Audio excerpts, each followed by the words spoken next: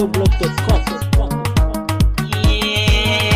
Kun sife sarrafa talwa ta yi tuban mazuru ga idanu a ciki sai ka ce mujiya.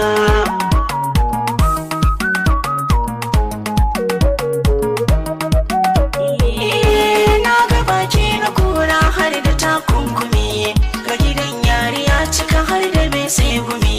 Ruwa ta zo da linzamin rashin ilimi, me kai takarda rigima da alƙalami. Kwasan jahili ba ya zama malami, mushirin shiga kar da kayo gaban mujiya.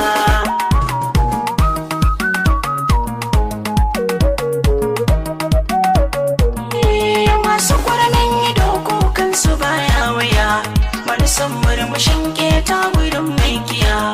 Babu kogan da ke kyamar shiga rijiya, ruwa ya yi tsami to akwai tambaya.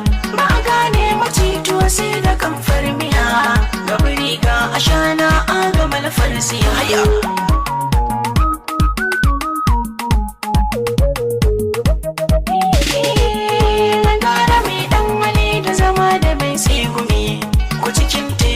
Gaskiya shi ke gumi, mun sife sare da gemu sai ka ce malami, kaga gemun da ba sallah bare azumi. Suru ba ya jin kunya akan illami, in ya hango budurwa kaga ya kama zariya.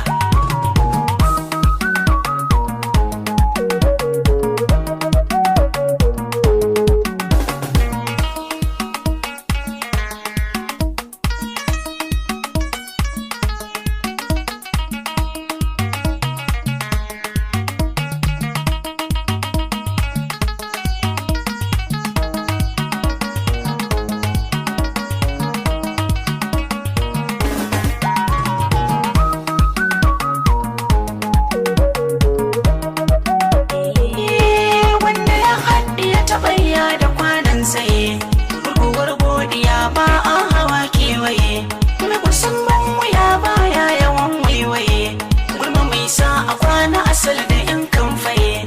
Taɓa kiyashi guda ɗaya sai ka sha baibaye, tun da nauyi na gaske yanzu ya danna kariya.